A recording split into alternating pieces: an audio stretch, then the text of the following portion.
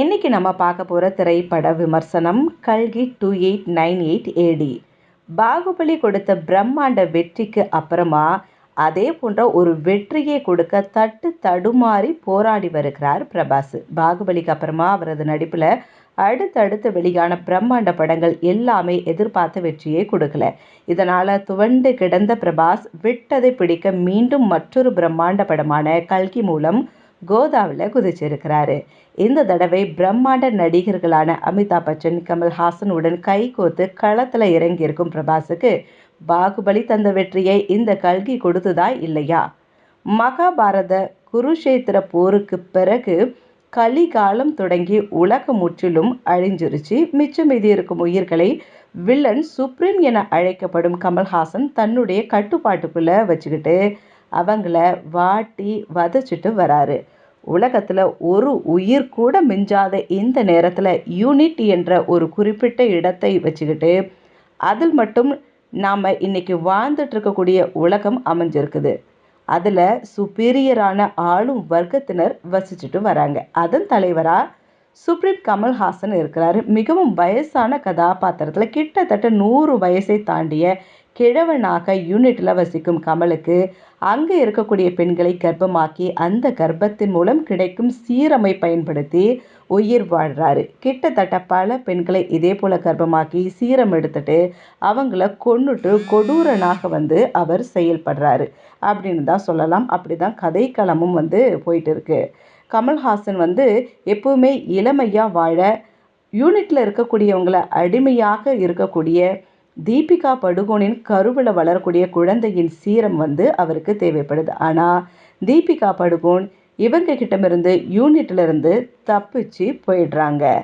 அதுக்கப்புறம் தான் பெரிய விஷயங்கள் நடக்குது. தப்பிச்சு ஓடி போன தீபிகாவை பிடிச்சு கொடுக்குறவங்களுக்கு பெரும் சன்மானம் நியமிக்கப்படுது.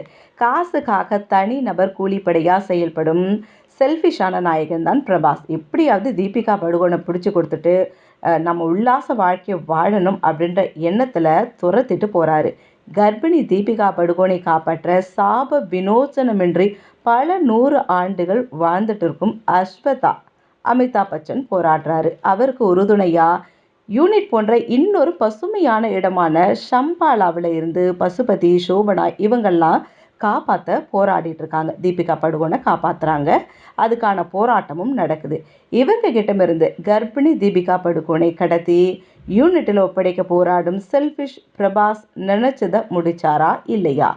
தீபிகாவை காப்பாற்ற போராடும் அமிதாப் பச்சன் நிலை என்ன ஆச்சு அப்படின்றது தான் கல்கி 2898 ஏடி படத்தோட முதல் பாகத்தின் கதை. பாகுபலிக்கு அப்புறமா பிரபாஸுக்கு மிக பெரும் பிரம்மாண்ட யூனிவர்ஸ் படத்தை கொடுத்திருக்குது. வளர்ந்து வரும் பிரம்மாண்ட இயக்குனரான நடிகையர் திலகம் படம் புகழ் நாகஸ்வின் மகாபாரதத்தை மையமாக வச்சுட்டு உலகம் அழிஞ்சதுக்கு அப்புறமா நடக்கும்படியான ஒரு பிரம்மாண்ட கற்பனை கதையை அழகாக திரையில் கொண்டுட்டு போகிறாரு. அதே பிரம்மாண்டத்தை மிக துல்லியமாக ஹாலிவுட்டில் அவர் எடுத்து பண்ணிகிட்ருக்கிறாரு. இயக்குனர் நாகஸ்வின் பொதுவாகவே இந்திய சினிமாவில் இது ஒரு ஹாலிவுட் தரத்தில் இருக்கும் திரைப்படம் அப்படின்ட்டு அடிக்கடி சொல்லும் வழக்கம் இருக்குது. ஆனால் அந்த படங்கள் எதுவுமே ஹாலிவுட் தரத்தில் இருக்காது. இதெல்லாம் தற்போது தவிடு பொடியாக்கும்படி மூக்கு மேலே விரல் வைக்கிற அளவுக்கு உண்மையில் ஒரு ஹாலிவுட் தரத்தில் இந்த படத்தை பிரம்மாண்டமாக கொடுத்துருக்கிறாரு இயக்குனர் நாகஸ்வின். படம் ஆரம்பித்தது முதல்ல இருந்து ஃபைனல் வரைக்கும் பார்த்தீங்கன்னா இந்த படத்துக்கான அத்தனை விஷயங்களும் அவ்வளவு அம்சமாக அமைஞ்சு அதற்கேற்றார் போல திரைக்கதையும் அமைச்சு இந்தியாவில் தயாரான ஒரு முழு நீள ஹாலிவுட் படத்தை பார்த்த உணர்வை இந்த படம் கொடுத்துருக்குன்னே கண்டிப்பாக சொல்லலாம். திரைக்கதையை பார்க்கும்போது இது ஒரு புது அனுபவமாக இருக்குது. சற்றே குழப்பங்களாக இருக்குது. அங்கங்கே கொஞ்சம் தொய்வும் ஏற்பட்டும்படி இருந்தாலும் கூட பிரம்மாண்ட காட்சிகளாலும் பிரம்மாண்ட ஸ்டண்ட் மற்றும் கிராஃபிக்ஸ் காட்சிகளாலும் மறக்கடிக்கப்பட்ட குடும்பங்கள் கொண்டாடும் ரசிக்கும்படியான படமாக இந்த படம் அமைஞ்சிருக்கு. இந்த படம் இனிவரும் காலங்களில் பல்வேறு பாகங்களாக விரிய இருக்கிறதால அதற்கான பேஸ்மெண்ட்டாக இந்த கல்கி முதல் பாகம் வெளியாகி படத்தின் ஆரம்ப கட்ட கதைகளுக்கு மட்டும் முக்கியத்துவம் கொடுத்து படமாக்கப்பட்டிருக்கு.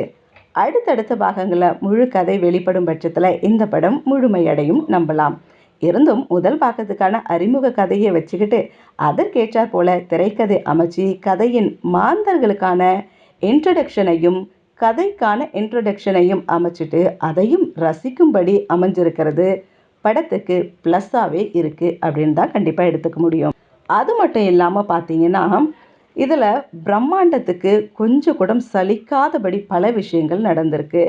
சின்ன சின்ன விஷயங்களும் கூட ரொம்ப மெனக்கட்டு திரைக்கதை அமைச்சு அதை நல்லா காட்சிப்படுத்தியிருக்கிறது படத்துக்கு பெரிய ப்ளஸ் அப்படின்னே சொல்லலாம். குறிப்பாக படத்திற்காக தேர்ந்தெடுக்கப்பட்ட கதை பழங்கால புராண கதைகளை உள்ளடக்கி அதே சமயம் லேட்டஸ்ட் டெக்னாலஜிகளை புகுத்தி ரெண்டையும் சமநிலைப்படுத்தி அதை ஒரு கதைக்குள்ளே சிறப்பாக உட்புகுத்தி சும்மா சாதாரண மக்களும் ரசிக்கும்படி எடுத்திருக்கிறாங்க இயக்குனர்.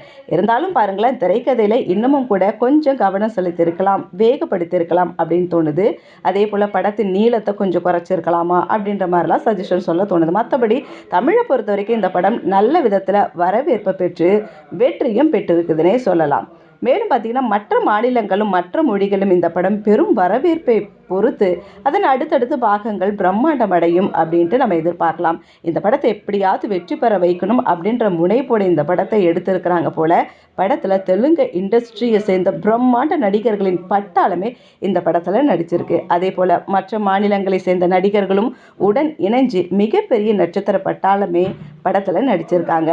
மலையாள சினிமாவை சேர்ந்த துல்கர் சல்மான், சோபனா, தமிழில் கமல்ஹாசன், பசுபதி, பாலிவுட் சினிமாவை சேர்ந்த அமிதாப் பச்சன், தீபிகா படுகோனே, மிருனால் தாக்கூர், திஷா பட்டானி, தெலுங்கு இண்டஸ்ட்ரியை சேர்ந்த பிரம்மானந்தம், பிரபாஸ் மற்றும் கௌரவ் வேடத்தில் கலக்கிய பிரின்ஸ் பட இயக்குனர் அனுதீப், பாகுபலி ராஜமௌலி, சர்ச்சை இயக்குனர் ராம் கோபால் வர்மா, விஜய் தேவரகொண்டா ஆகியோர் இந்த படத்துக்கு வலு சேர்த்திருக்கிறாங்கன்னே சொல்லலாம். நாயகன் பிரபாஸ் வழக்கம் போல மாஸ் ஹீரோயிசம் காட்டி காமெடி செய்யும் கதாபாத்திரத்தில் நடிச்சிருக்கிறாரு. இவரது உடற்கட்டும் அதற்கு ஏற்றாற் போல அவர் தும்சம் செய்யும் சண்டை காட்சிகளும் கதாபாத்திரத்துக்கு தேவையான மாஸ் எலிமெண்ட்ஸை கூட்டியிருக்கு. பாகுபலிக்கு அப்புறமா அதே போல் ஒரு வரவேற்பை இந்த படத்தின் மூலமாக மீண்டும் பிரபாஸ்க்கு பெற்று கம்பை கொடுத்திருக்கிறாருன்னே சொல்லலாம். அதே போல் தீபிகாவை காப்பாற்றும் கதாபாத்திரத்தில் வரும் அமிதாப் பச்சன் தனக்கு கொடுத்த வேலையை ஆக்ஷன் கலந்த மாஸ் பண்ணியிருக்கிறாரு. ஸோ இந்த படத்தில் அமிதாப் பச்சன் தான் ஹீரோ அப்படின்ட்டு சொல்கிற அளவுக்கு அவருடைய நடிப்பு இருக்குது. நாயகி அவரும் தீபிகா படுகோனே தன்னுடைய அனுபவ நடிப்பின் மூலமாக பார்க்குறவங்கள கலங்கடிக்க செஞ்சுருக்கிறாங்க. சின்ன சின்ன முகபாவனைகள் கூட அழகாக தெரியுது. அமிதாப்புக்கும் தீபிகா படுகோனைக்கும் பெரிய வரவேற்பு கொடுத்த படமாக இது கண்டிப்பாக இருக்குன்னே சொல்லலாம். அதே போல் கமல்ஹாசன் சார் விரட்டல் மில்லனா இந்த படத்தில் வந்திருக்கிறாரு. கொஞ்ச நேரமே வந்தாலும் மனசில் பதிகிறாரு. இவருக்கு எந்த பாகத்தில் பெருசாக வேலை இல்லை, அடுத்த பாகத்தில் வேணால் எதிர்பார்க்கலாம். மற்றபடி உடனடித்த பிரம்மானந்தம், பசுபதி, சோபனா உட்பட பலர் அவங்க வேலையை ரொம்ப அழகாக பண்ணியிருக்கிறாங்க. ஸோ இது ஒரு நல்ல ஒரு படமாக பார்க்கப்படுது. ஜார்ஜ் டுடோல்விக் ஒளிப்பதிவில் படம் ரொம்ப பிரம்மாண்டமான ஹாலிவுட் தரத்தில் படமாக்கப்பட்டிருக்கு. சின்ன சின்ன விஷயங்களை கூட நேர்த்தியாக படம் பிடிச்சு படத்தின் பிரம்மாண்டத்தை தன் ஒளிப்பதிவில் கூட்டியிருக்கிறாரு. அதே போல் விஎஃப்எக்ஸ் காட்சிகளும் மிக சிறப்பாக இருக்குது. ஸோ அதுவே படத்துக்கு மிகப்பெரிய ப்ளஸ்ஸாகவும் இருக்குது, கரை சேர்க்க உதவியும் இருக்குது இந்த படத்தில் இன்னொரு ஹீரோவை கண்டிப்பாக விஎஃப்எக்ஸ் இருக்குது. சந்தோஷ் நாராயணின் இசை, பின்னணி இசை ரொம்ப ரொம்ப பிரம்மாண்டமாக அமைஞ்சிருக்கு. ஒரு ஹாலிவுட் தரமான படத்திற்கு எந்த வகையிலும் தொல்லை கொடுக்காத இசையே கொடுத்துருக்கிறாரு. ஸோ இன்னும் கூட அடுத்தடுத்த பாகங்களில் அவருடைய எக்ஸ்ட்ராடினரி இந்த மியூசிக்கெல்லாம் நம்ம எதிர்பார்க்கலாம்ட்டு தோணுது. ஒரு நீண்ட இடைவெளிக்கு அப்புறமா மீண்டும் ஒரு பேன் இந்தியா பிரம்மாண்ட படத்தை தெலுங்கு சினிமா கொடுத்து மொத்த இந்தியாவையுமே திரும்பி பார்க்க வச்சிருக்கிறாங்க. ஸோ கல்கி 2898 AD அடுத்த பிரம்மாண்டத்தின் ஆரம்பம் அப்படின்னே சொல்லலாம்.